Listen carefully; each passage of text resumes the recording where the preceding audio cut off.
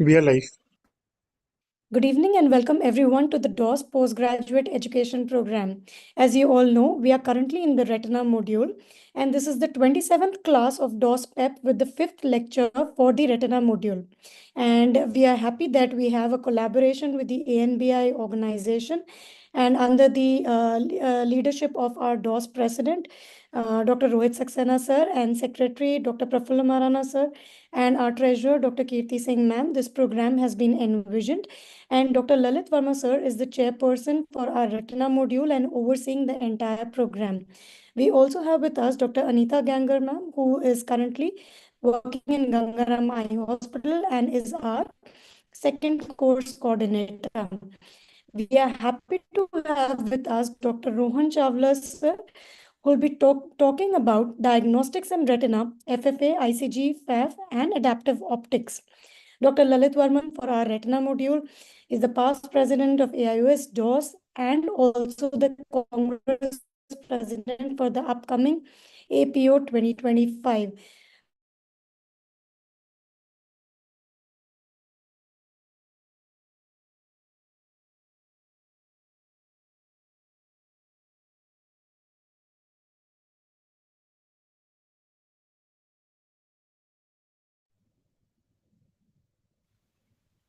Dr. Anita, please. So I think signal is lost for Pranita. So as there is no introduction is needed for Rohan sir. So sir has published many index journal, more than 20 articles in published index journal. And sir is an editor of textbook on ocular tuberculosis. He is invited faculty in numerous national and international conferences. And sir is investigator in multiple international multicentric trials. So we would be very happy to hear, sir, about this very informative talk. So, sir, you can start now. Thank you so much for joining us today. Thank you, Dr. Anita and Dr. Pranita for this introduction. Okay, I hope all of you can see me and hear me properly on the web forums wherever you have joined in.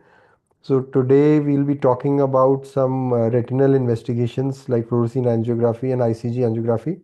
So Dr. Anita, am I loud and clear? Should I share my slides? Yes, sir. So your voice is clear. Yes, you Okay. can share the screen. Yes. Okay. So today we are going to talk about fluorescein angiography. Just to go briefly into the history of this. So there are a lot of landmarks here, but the main ones as residents maybe which you should remember are that the dye was first developed in 1871, way long back. But it took many years for someone to recognize that it is a very useful dye for the eye and the fundus examination. And as the modern fluorescein angiography as we know of it was actually developed by Novotny and Alvis in 1961, and intravenous and indocyanine green angiography came up in 1972. So these are some images, very initial images, which many of you might have seen of the first fluorescein angiogram being done on a human by Novotny and Alvis. Actually, this is not the first one. First one they did on themselves. One of them injected the dye and the other person was taking the images. But these are one of the early images. So from history, let us go and understand what fluorescein angiography is. And even before fluorescein angiography, let us understand what fluorescence is. So you see, fluorescence is that one, if you see an atom, if we excite the electron, we need some energy to excite the electron for it to go up into a higher energy level. And some of the elements have this property that these electrons will fall back, and when they fall back spontaneously, they will emit a light of a different wavelength. So this property of spontaneous fluorescence or excited fluorescence is what we use in fluorescein angiography. So here this dye has this special property, and the molecules of these dye we excite by blue light, and when they spontaneously fall back the electrons, they emit green light. And how we can use a combination of this is like we in the camera we'll put two filters. So one will be an excitation filter where the white light will be obstructed and only the blue light will pass on, and then from wherever the fluorescein molecule is there, the light which is coming back is green light, and the barrier filter will now block the blue light and only the green light is transmitted and picked up by the camera. So wherever the light is picked up, it shows up as a white signal, and wherever the light is not picked up, it shows up as a black signal. And in a sense, this is an angiography. So that means the dye is given in vascular, the blood vessels. So wherever the blood is flowing in the retina or the choroid, you will get a bright signal, and wherever it is not going, you will get a black signal. So it is all an interplay of this white and black that we are going to try to understand. So fluorescein angiography is, like I told you, now basically an angiography. So it is a study of the vasculature of the retina and the choroid. And since retina is a very vascular structure, you have the superficial layer, the intermediate layer of the retinal vasculature, and then the choroidal vasculature. So the all the other anatomical retinal layers are sandwiched in between this. So understanding the vasculature is very important, and looking at the vasculature, we also will try to get an idea of the morphological characteristics of the other layers of the retina. Now for the morphology, now we have a different mechanism which is called OCT. So that has changed things. But prior to OCT, fluorescein angiography was the only thing which helped us not only analyze the vascular network but also the morphology of the retina. And then after fluorescein came indocyanine green. So a basic difference between the two you have to understand. One is that the peak absorption and the emission spectrum of both is different. So indocyanine green works in the infrared range. Secondly, this is a vascular lumen in which the dye is, and the fluorescein and indocyanine green both are protein bound, but the amount of binding is higher for indocyanine, so it does not get out of the blood vessels as easily as the fluorescein. So fluorescein is more leaky, and that is why some of the changes in the fundus image after injecting fluorescein are different from indocyanine. I'll come to these later when we discuss both of them. So just understand at the moment that the absorption and emission spectrum of both are different, and the protein binding for indocyanine green is much higher than fluorescein.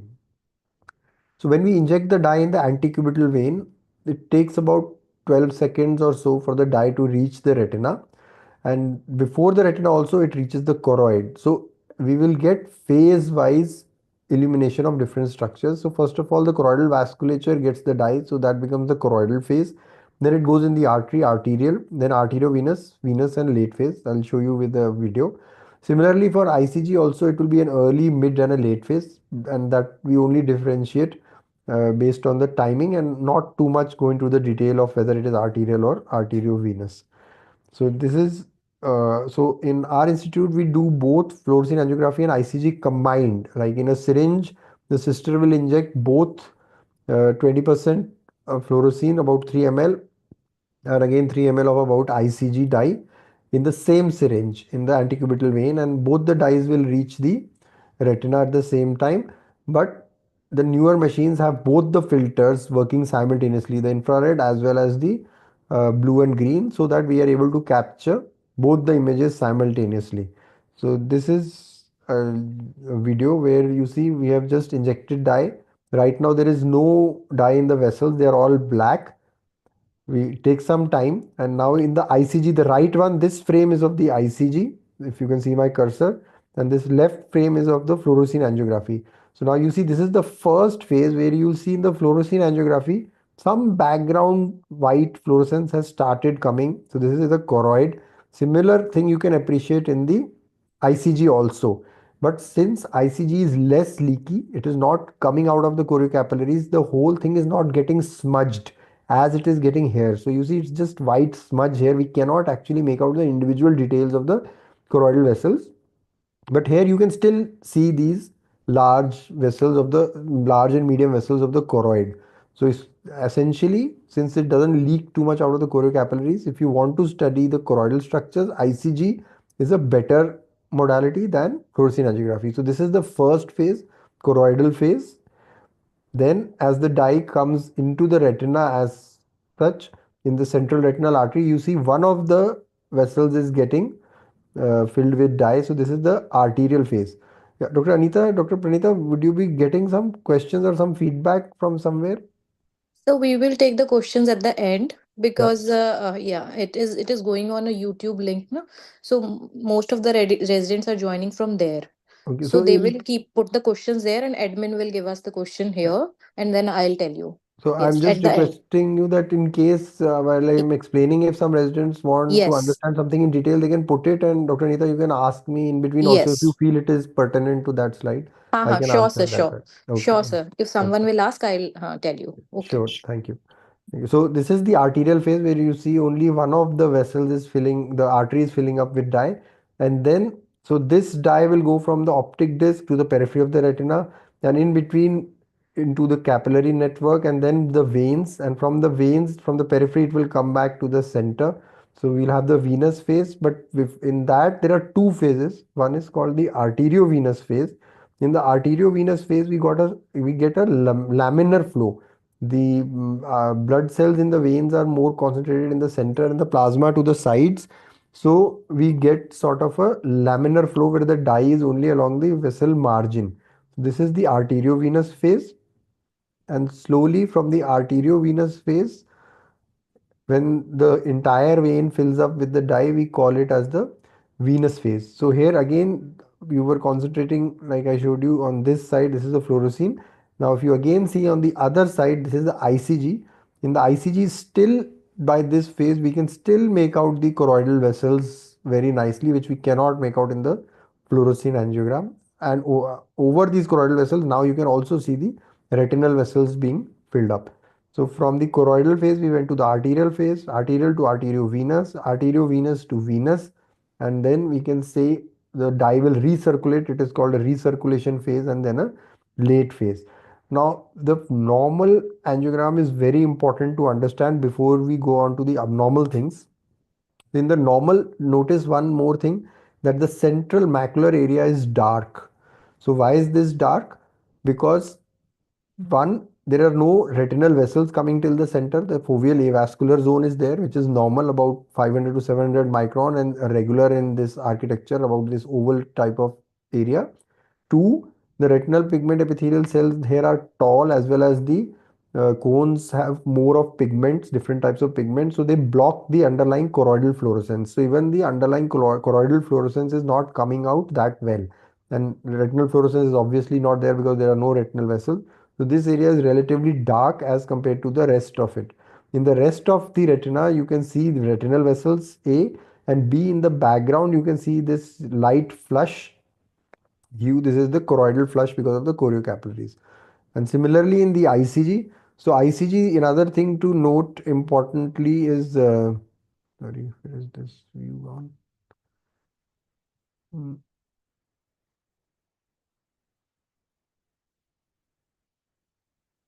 Can you see my slides somehow?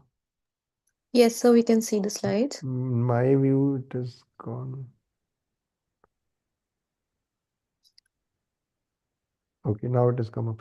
Okay, so in ICG, another thing, if suppose in the exam for the residents, these slides are kept, some examiners might just ask you which frame is ICG and which is FA.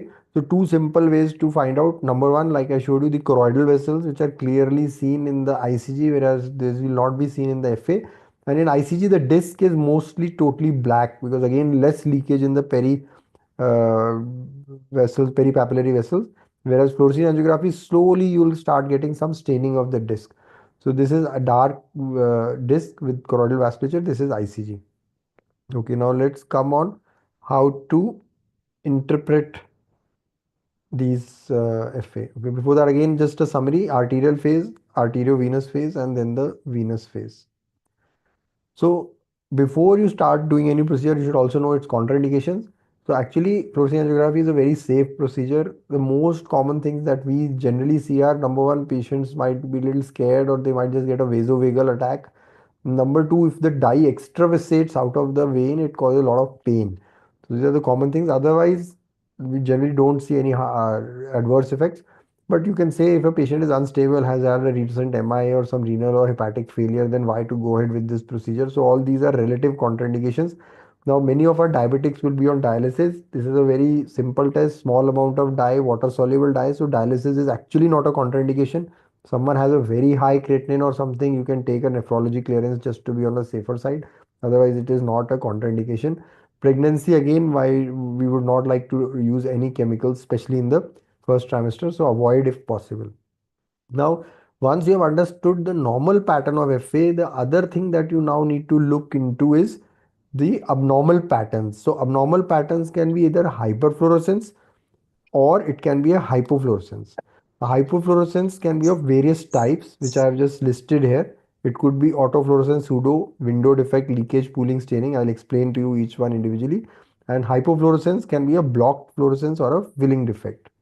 So first coming to autofluorescence. So autofluorescence is even before you inject the dye, if you click a photograph and you're getting some white image, that means you're getting something from the green filter. That means there are something there which is itself emitting that green light even without the dye. It is called autofluorescence.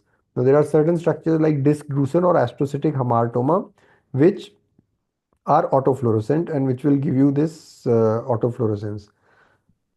Pseudofluorescence means that you have not injected the dye, there is nothing which is giving autofluorescence, but still you are getting some white in the image. So that can be if your filters are faulty and they are not able to block the correct light, or they are not able to emit the correct light, they are not able to allow the correct light to go in.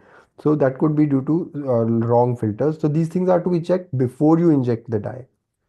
Now then, one common hyperfluorescence is a window defect. So what do I mean by window? If you see the fundus, and another thing you must remember is whenever you interpret a fluorescein angiogram, it is always better to see the fundus also, fundus image, because the fundus image findings will corroborate with your FA findings and you'll be able to interpret them better. So here if you see the fundus picture, you see a central patch of atrophy where you can see the white of the sclera and some of these larger choroidal vessels. So this is now a window to the choroid.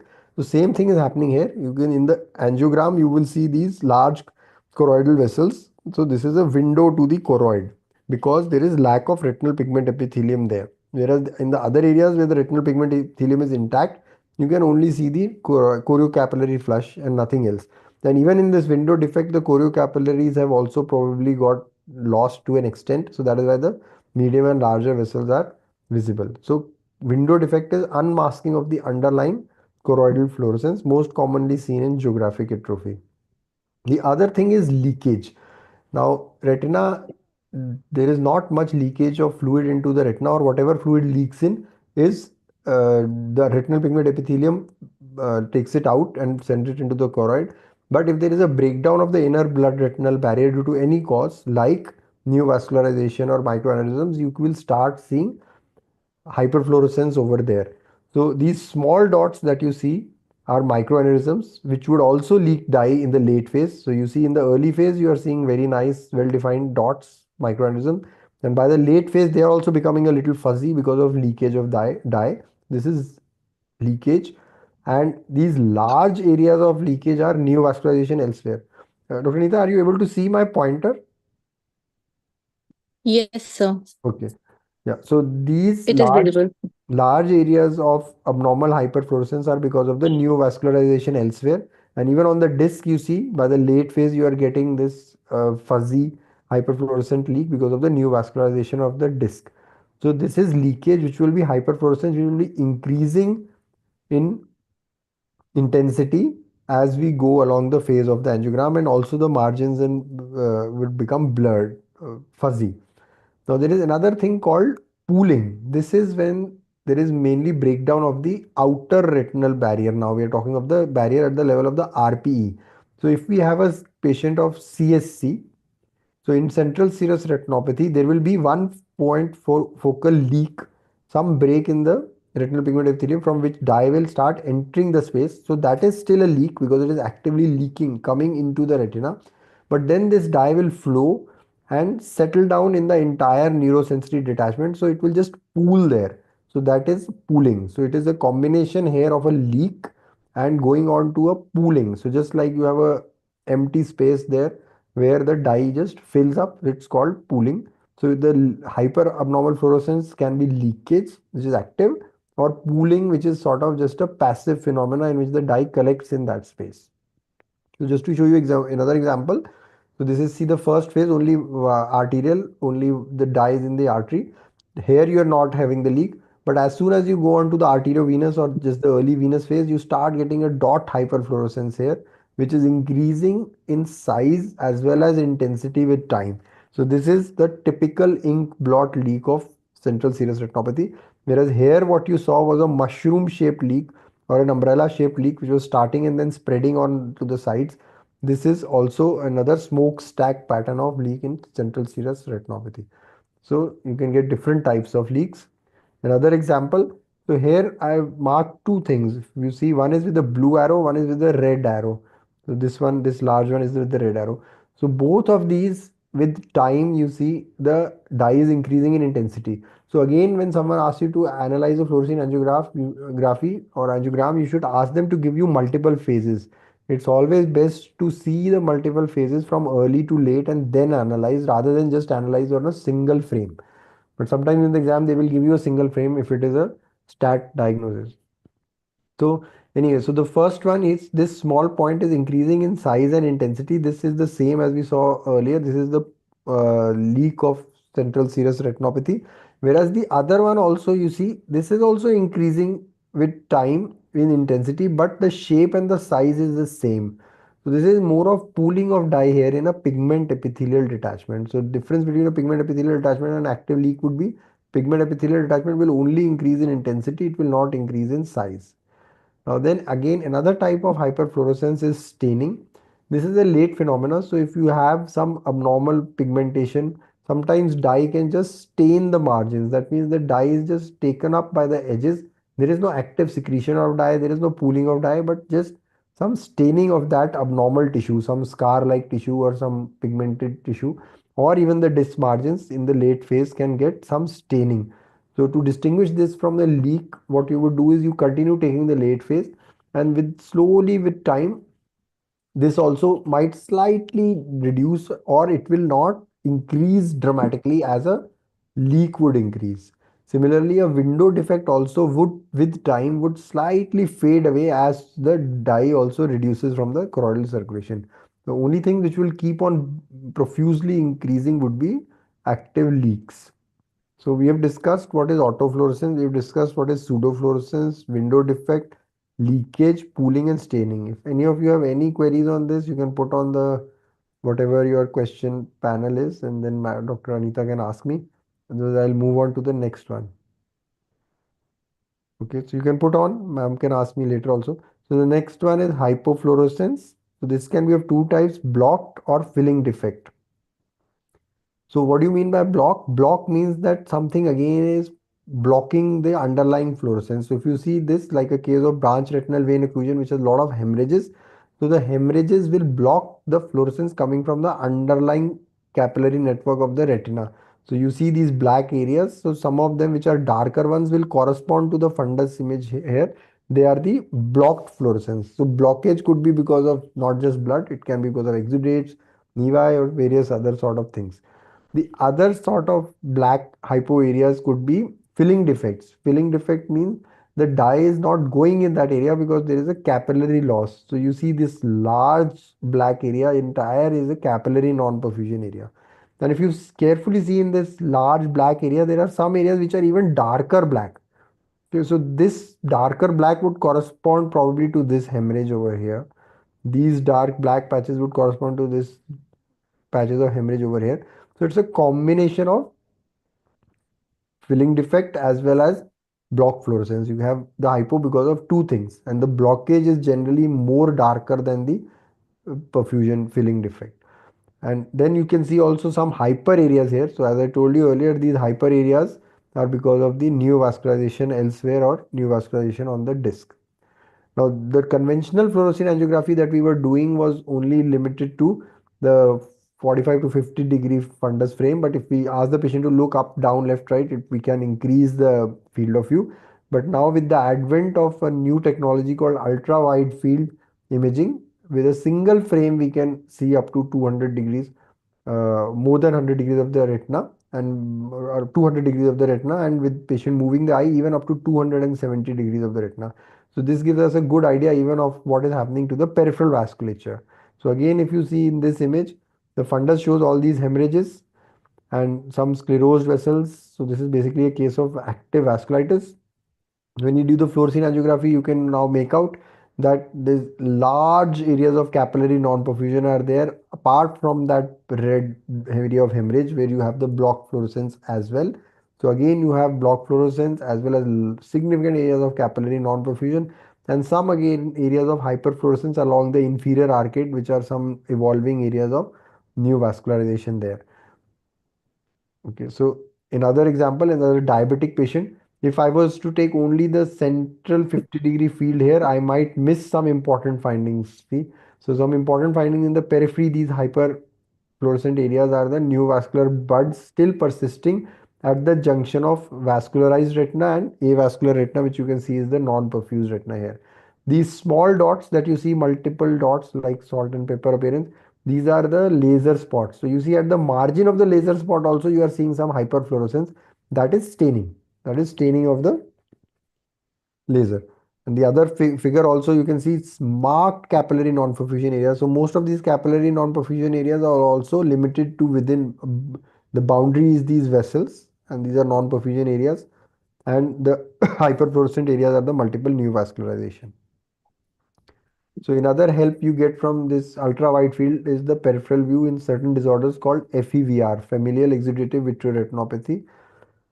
So here you see the temporal retina of both the eyes is avascular, plus you see these multiple linear vessel retinal vessels which have become straight rather than having their normal course. So straightening of vessels and presence of multiple abnormal vessels with peripheral avascular retina is a sign of something called familial exudative vitreoretinopathy. Another example here, if you see just the central 50 degrees, what you will find is in this patient there are a lot of hard exudates and some microaneurysms and dot-like hemorrhages. If you do a fluorescein angiogram, you find that the foveal avascular zone, the area around it, the capillary network seems to be abnormal, and you find some punctate dots maybe corresponding to the microaneurysms, some abnormal telangiectatic vessels. But if you do a ultra wide field angiography, you will see that the anomaly is not just limited to the posterior pole, but the same patient also has these abnormal telangiectatic vessels, these abnormally branching vessels, some of these hyperfluorescent leaking vessels, even in the periphery.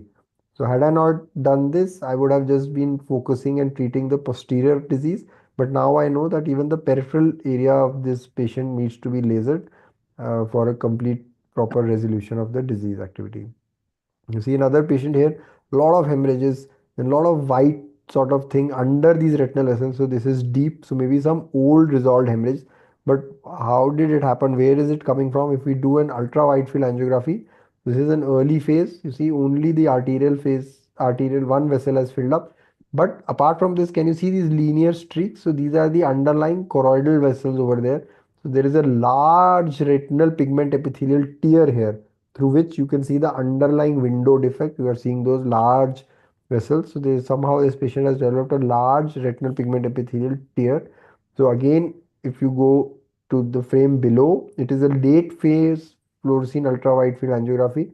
So you can again now see that window has now again, because of some choriocapillaries still persisting there, filled up, and we are seeing the choriocapillary hyperfluorescence, diffuse sort of fluorescence. Whereas on the other side, if you see, this is an ICG. An ICG still you can make out the choroidal vessels because this dye is not leaky and the choriocapillaries have not filled up here. And the rest of the blocked black fluorescence is because of all the hemorrhage lying underneath over there. Okay, so some utility of ultra wide field angiography. Coming to indocyanine green angiography. So this, like I said, is more useful for choroidal disorders. Common amongst them are polypoidal choroidal vasculopathy, CSC, or sometimes it can also help in diagnosing type 3 neovascularization, which is RAP, retinal angiomatous proliferance. Although this is retinal, but again, because of less leakage of dye, we can pick up these anomalous proliferation in the retina, whereas in a fluorescein angiography, due to a lot of leakage, it might just get smudged and we might miss the hot spot of the leaking aneurysm in the retina. And again, for choroidal tumors, or where sometimes FA is contraindicated. So like this is a patient with a lot of elderly patient with a lot of hard exudates at the posterior pole. So when you see such a thing, one of the suspicions is polypoidal choroidal vasculopathy. If you see this left phase is the fluorescein angiogram. Fluorescein angiogram, you are not able to make out much, just some mottled hyperfluorescence, ill-defined. So you can just say maybe some occult leaks, but you are not able to pinpoint. But if you do the ICG, you can clearly make out there are focal points which have more hyperfluorescence, and these are the polypoidal lesions here. And the hypofluorescence is all because of the pigment epithelial detachment and the deposits within that. The same thing can be corroborated on the corresponding OCT also, where you will see these pigment epithelial detachments. Some of them will be heterogeneous, some of them will be serous, and you can also see a hyperreflective membrane on the retinal pigment epithelium, which might be again part of the choroidal neovascular network. I think you might have already had a class on OCT. So another example of PCV. PCV on OCT, important sign is the thumb-like PEDs along with a double layer sign. Double layer is where the retinal pigment epithelium separates from the Book's membrane and you have hyperreflectivity within. So this is a double layer, and if you see the ICG, you can again make out these small polyp-like hypersinuscent structures, which are the polyps seen in this case from the choroidal circulation. They are again seen in FA also in this patient, but better seen on ICG. So this is a patient with a large mass over here in the supranasal aspect of the disc. If you see the ultrasound, it is a smooth convex elevation with uniform heterogeneous reflectivity. This is very highly actually suggestive of choroidal hemangioma. And if you see the angiography, since it is a choroidal tumor, so and which has various luminar structures in the choroid. So heterogeneous filling of this tumor starts from before this arterial phase itself and continues into the late phases. So if, again in this ICG, the lower one, it is seen better filling up in the choroidal lumen, the various lumens of this tumor. So choroidal hemangioma, again you can diagnose both on fluorescein as well as ICG, but the clearer picture of the choroidal filling will be obtained on ICG rather than FA. Now, this is another case. If you see, this patient seems to have some amount of blurring of the disc margins. There seems to be some amount of hard exudates here and some creamy colored fundus lesions. So what is happening to this patient? If you do an OCT, you'll find there is a lumpy, bumpy choroid. There is some neurosensory detachment. Plus, you find all these dot hyperreflective dots, which might be inflammatory cells. So how to confirm this? Go ahead and do a FA and angiography. And in the ICG, especially what you will find is these hypo areas. So again, hypo, like we discussed in fluorescein angiogram, hypo would come either if something is blocking the fluorescence there or that area itself has become avascular. So here, this is a inflammatory disease, VKH, and the choroidal fluorescence is being blocked by the inflammatory material all over there, the lymphocytes. So from early phase to late on, you keep on getting this hypofluorescence in the ICG, which is a very hallmark, diagnostic hallmark of VKH. Now in fluorescein angiography, what do you get? Fluorescein angiography also early phases, you are able to pick up some of the hypostructures, but with time, lot of these again start getting little dye because of leakage from the surrounding area, and these hypo turn into hyper. And so in a typical case, actually you might also get multiple pinpoint starry sky like leaks. And the disc also, because of inflammation, now starts getting hyper, hot disc, whereas on ICG that doesn't happen. And ICG, typically you are getting these hypo areas which are because of infiltration of WBCs. So again, this ICG is helpful in diagnosing wherever you have doubt of Vogt-Koryagi Harada syndrome. As opposed to that, in CSC, now in CSC also you can get neurosensory detachments, but in CSC, the fluorescein angiography will show either its typical leaks or some mottled sort of hyperfluorescence, but ICG will show, apart from the areas of leak, multiple patches of hyperfluorescence in the choroid itself. So in VKH we got multiple patches of hypofluorescence, whereas in CSC we'll get multiple patches of hyperfluorescence, and this can clearly easily distinguish between the two. And we need to sometimes distinguish because the treatment for both the diseases is totally opposite. CSC we avoid steroids, and VKH we definitely give steroids. So coming to another thing, fundus autofluorescence. We had discussed it earlier, but this has come into more attention by the improvement in the camera technology. So the camera technology, the filters have improved, and now the light that we are using are very focused light beams, either laser or LEDs, and we can distinguish it between short wave, which is blue light, and long wave, which is infrared light. And since the image capture and the sensitivity of the film has increased, we are able to even capture minimal amount of autofluorescence, and this we use to our advantage. How? Even the normal retinal pigment epithelium, the lipofuscin in the normal retinal pigment epithelium emits some autofluorescence, which we were unable to capture with the previous cameras, but now we can. So this serves as a marker of the health of the retinal pigment epithelium. Even the melanin emits some autofluorescence, but in the infrared range. This also can be used as a marker of the health of retinal pigment epithelium, but the more commonly used method is short wave. So I'll show you. So this is called blue autofluorescence. So if in the retinal pigment epithelial cell there is dysfunction, they are hypermetabolic, then there would be increased lipofuscin there, and you will get increased hyperautofluorescence. Or if there are some material like disc drusen or vitelliform deposits which itself emits hyperfluorescence, autofluorescence, will get hyperautofluorescence. Again, if there is a loss of macular photoreceptors, then the underlying RP will become more evident. So the loss of the macular photoreceptors becomes a window to the underlying RP. Again, there will be more hyperautofluorescence. And on the other hand, if the RP itself is dead, which is emitting the autofluorescence, you'll get black hypoautofluorescence. So either RP atrophy or something blocking the RP, you will start getting hypoautofluorescence. Just to show you some examples, this is a case of drusen. So in drusen, again, there is a problem with the retinal pigment epithelium. So here various different types of autofluorescence have been described. You can see this linear line here. So some of the drusenoid material just giving a linear autofluorescence, and some of them black dots, some of them blocking the autofluorescence over there. So these are various types of autofluorescence. People have tried to categorize and prognosticate cases based on these, although they have not yielded much positive results. Now in this type you see, so in this image, basically, first of all, you have to understand we have not injected any dye. So you see the vessels are all black, disc is all black, but you are getting this whiteness. So this is the normal, this is the autofluorescence coming from the retinal pigment epithelium. But this pattern is not normal. This pattern is a reticular pattern, which like a map-like pattern over there. This is again because of the presence of this drusen.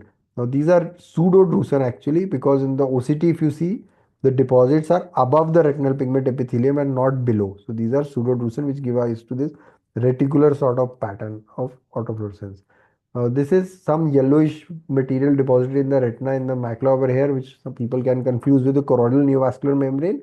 Because if you see the OCT again, you see this hyperreflectivity in a spindle shaped, but the autofluorescence clearly gives us a diagnosis because this entire material is hyperautofluorescent. Generally, CNVMs are not that much hyperautofluorescent. So this tells you that this is probably a vitelliform deposit over there. This is a patient with a geographic atrophy and some stipple-like uh, area around this patch of geographic atrophy. So you see the patch of geographic atrophy is where the retinal pigment epithelium is gone. So this is largely black over here. This is hypo, whereas the surrounding area again you get that reticular pattern of hyper autofluorescence. So some of the bright spots would be where the retinal pigment epithelium is hypermetabolic, is in the process of dying, and some areas where you are getting black is the retinal pigment epithelium which has already died.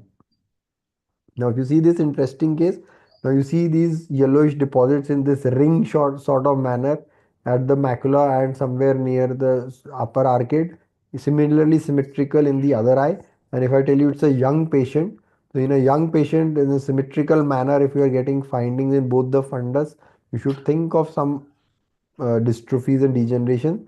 But if you see the OCT, you will get, you might be surprised to see this empty sort of space, which some people can confuse with central serous retinopathy. But again, central serous retinopathy does not happen so symmetrically in both eyes, and it doesn't have these bump or these finger-like projections over here in the retinal pigment epithelium. So again, if you do a autofluorescence, the diagnosis becomes very evident since these deposits all are hyper autofluorescence. This is again vitelliform deposit, so it is a sort of a multifocal BEST or a uh, vitelliform dystrophy itself. You can confirm it by doing a electrooculography. Another use of autofluorescence now has become is to check for activity of choroiditis. So this is a patient of serpiginous choroiditis where you see the margins which these yellow things are there beneath the vessels. This is active choroiditis. Whereas in the center, if you see this pigmentation, this is healed or healing choroiditis. If you do autofluorescence, this active patches which are marked with the red circle, some of them will show you fuzzy hyperfluorescence. So fuzzy hyperfluorescence has been taken as an indicator of activity by some authors. Don't take well evident hyperfluorescence, well defined hyperfluorescence, which has good margins as an evidence of activity, because that would again come where the RP is hypermetabolic. So if you see here, this central patch I was saying is healing. So here the retinal pigment epithelium is still in a healing sort of phase. It is hypermetabolic, so it is also giving you hyper. But this is not that much sign of activity. As much I would say is the fuzzy hyperfluorescence, which also corresponds to the creamy lesions or fundus imaging. Okay, so this was mostly about fluorescein angiography as well as indocyanine green angiography and autofluorescence. Now coming to something new, this is adaptive optics. So adaptive optics is something where people have tried to image the photoreceptors. So here the use makes the use of wavefront technology where you see the aberrations of the eye, even the minor aberrations, secondary or third order aberrations are nullified somehow by the optics of this machine, so that because there are no aberrations, now you can get a very good image of the deeper structures. Then they try to image the photoreceptors. So these individual white dots that you are seeing are the photoreceptors there, focused at the level just above the retinal pigment epithelium. So you can count them just as you can do a specular count of the endothelial cells. And these are also arranged in sort of a, each cell has a six cells around it, sort of a hexagonal pattern. So you can also get an idea of the symmetry of how the arrangement is there, and you can count individual cones. Initially, we thought it might be a very good modality to study these degenerations, retinal degeneration, which involve the photoreceptors. But unfortunately, this has not picked up too much because it is very difficult to get these images. Patient has to have a lot of fixation stability, which some of these patients do not have. It is time consuming, and you are not always sure whether you are imaging the same area. So it has not caught up. It is mainly a research tool. But just for your knowledge, so adaptive optics is something where by nullifying the aberrations of the eye using the wavefront technology, you can image the photoreceptors. So here you see in this patient, as opposed to this one which I showed you, such nice starry sky over here, whereas here the dots are much less. So this may be a case where the density of photoreceptors is less, maybe some case of heridomacular degeneration. So that is a little bit brief about adaptive optics. I'll show you some sample cases. So if you see this fundus photograph of a patient, of a diabetic patient, just if you concentrate on the fundus photograph, you might be saying that this is a case of moderate non-proliferative diabetic retinopathy. But again, if you shift over to the green filter, green is the red free filter. The red free filter, the red light is being blocked, so everything which is red becomes black. You'll, if you see carefully on this, in this red area marked, the red arrow marked area, you'll see these fine branching black lines. So these are not normal vessels. So these are neovascularization, areas of neovascularization. So even without a fluorescein angiography, you can make a diagnosis over here. But if you want to confirm, inject dye. When you inject dye, you'll see that again in that area which we had marked, you are getting this hyperfluorescence, which is neovascularization. And you are getting again blocked areas of hypofluorescence, which are capillary non-perfusion. So this is not a moderate NPDR. This is rather a case of PDR.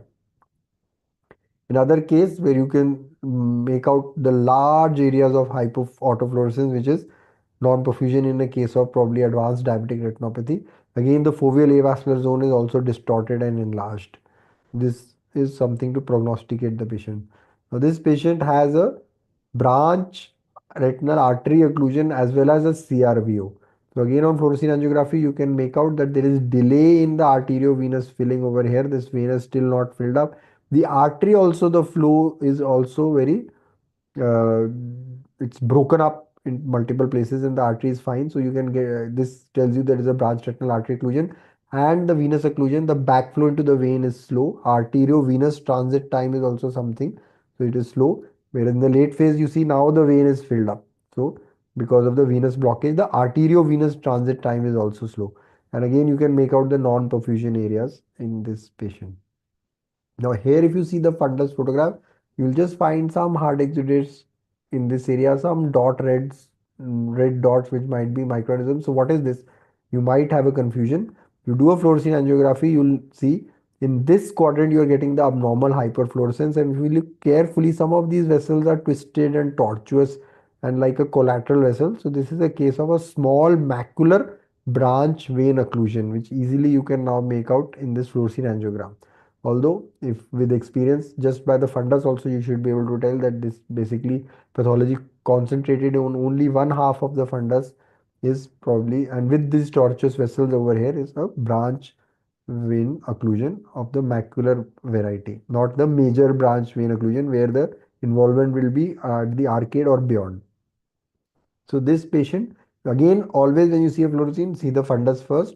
If you see the fundus, you see that there is a yellowish sort of lesion at the macula, which is under these vessels and which has red borders, which has bleed adjacent to it. So it could be something which is bleeding here. So probably a choroidal neovascular membrane. You want to confirm, you do a fluorescein angiography.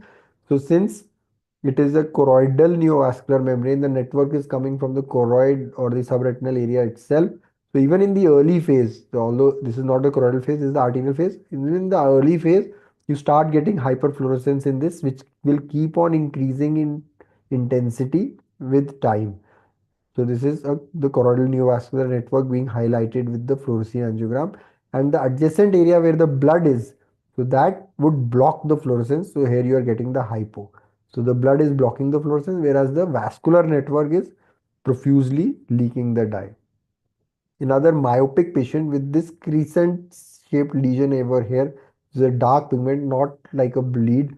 So some people initially may be confused what this lesion is, but we are aware that in pathological myopes there is a high incidence of choroidal neovascular membrane formation. So to confirm again, either you can do an octa these days or without injection of dye, or you do a normal fluorescein angiogram. If you do a fluorescein angiogram here, clearly again you can see that the there is hyperfluorescence in this sickle shaped area. So that is the choroidal neovascular network developing again. So it's a myopic choroidal neovascular network. And like I said, even in the octa, where we have not injected in dye, OCT angiography, we are able to pick up this sickle shaped hyper reflective area, which is the same choroidal neovascular network in a myopic patient.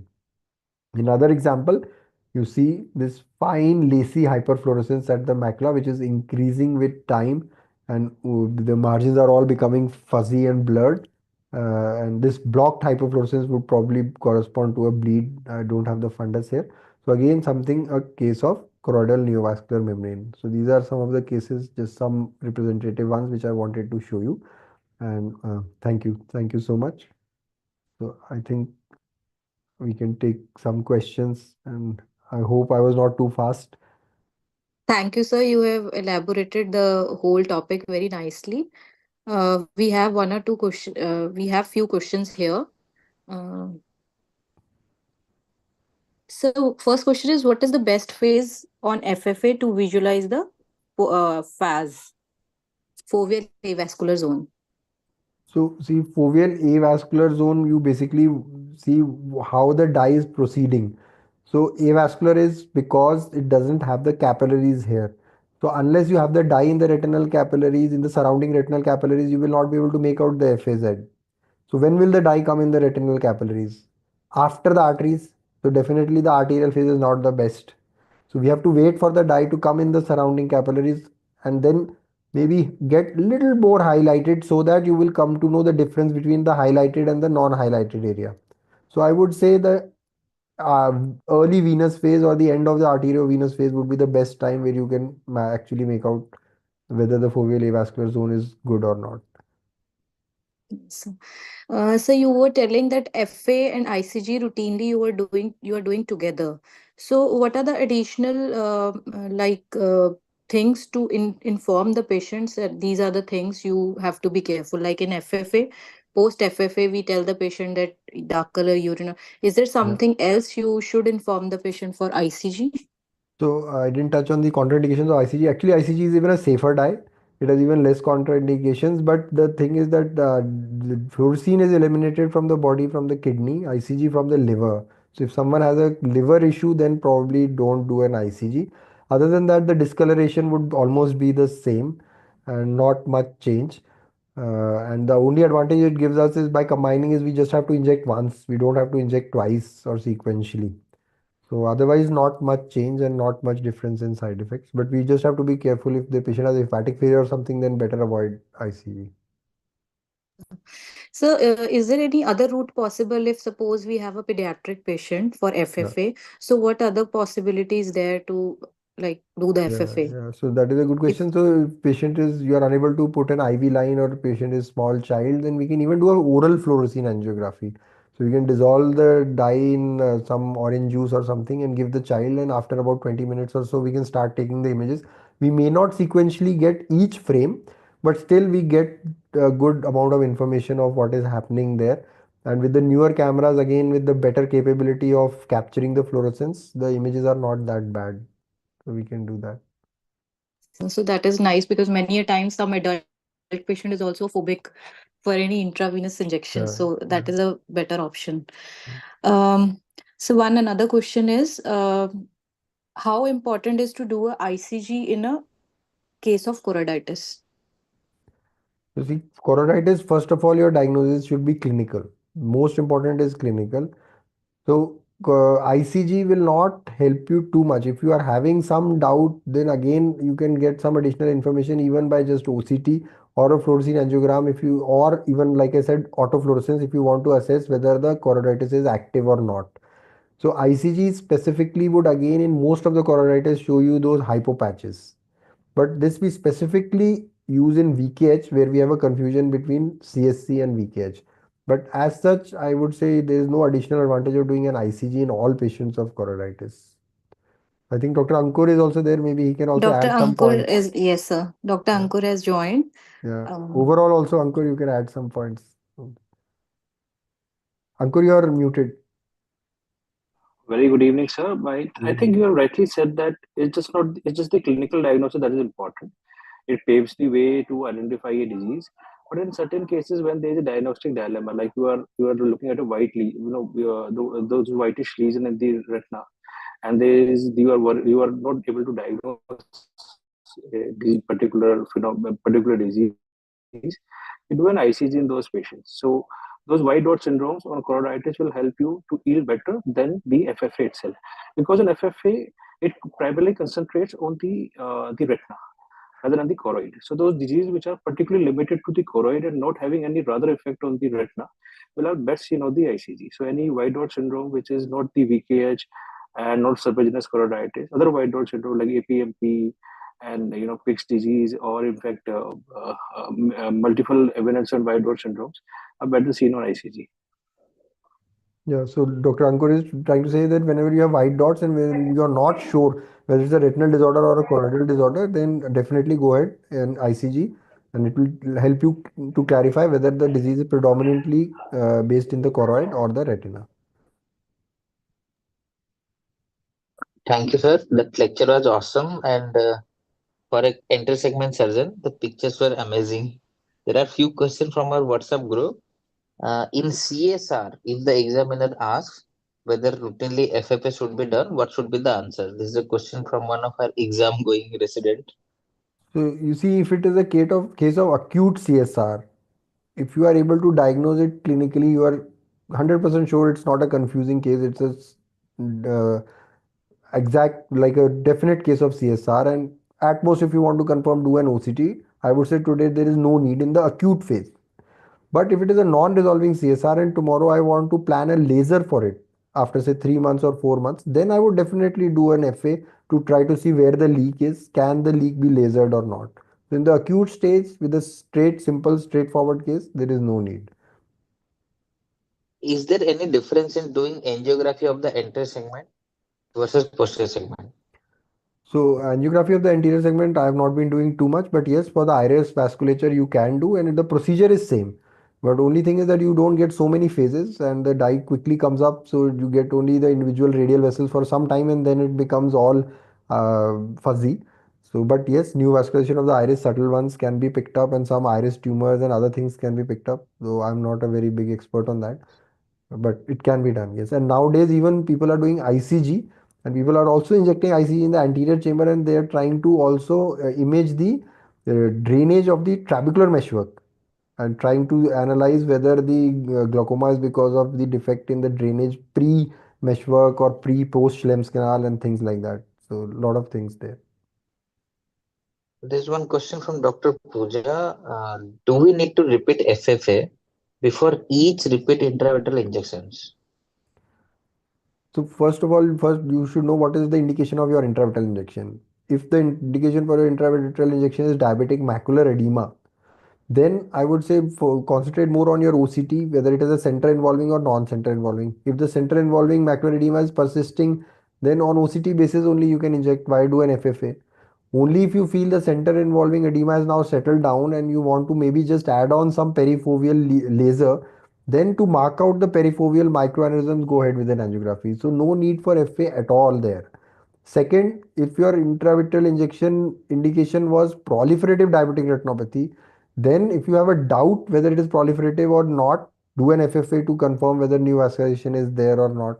And again, once you have injected, if you want to see resolution of neovascularization, you can do it, but again, I would say first do a PRP, because in our sitting, only anti-VEGF injection is not a final solution for proliferative disease. Go ahead, do a good PRP. Let the PRP take effect, says give it 6 weeks, 8 weeks, and then if you still want to be sure that all the NV has regressed, and if you want to see from some skip areas, then do a repeat FFA. So every visit FFA is absolutely not a good idea. Anything you want to say, Dr. Ankur? As rightly said, sir, that FFA is a baseline test. So we, with the advent of OCT angiography nowadays, we can do a baseline FFA, and then if you want to look for the pathology in future, we can do an OCT angiography. But if you ask me that if should FFA be repeated, it is not required to be repeated after the baseline, because the baseline gives you a clear picture where are microaneurysms, what is the perfusion status of the macula. So if you know that macula is perfused, you can visualize the microaneurysm. You can plan, is it center involving or non-center involving. So you can laser those leaky microaneurysm in non-center involving, and add on anti-VEGF. So FFA, repeated FFA should be avoided until unless it is indicated. Most of the time, baseline FFA does a lot of job well.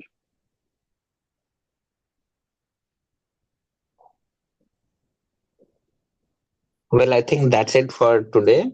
And if any more question comes up, then I'll personally send you through email or WhatsApp. Thank you, Dr. Anita, Dr. Thank you Praful, so much, Dr. sir. Ankur. And Thank you, Dr. sir. Ankur, Dr. Anita, thank you. And I think Dr. Lalit could not join today. Okay, so this is the certificate of appreciation. Thank you, Thank you so Rohan, sir. much. Thank you. We'll You send you can this you can and mail we'll it to give me. you a Yeah. framed certificate in our annual conference. Thank you. Thank you so much. Okay. Good night, everyone. Thank Good you, And night. sir. thank you all the Good night. students. Good night. Good night.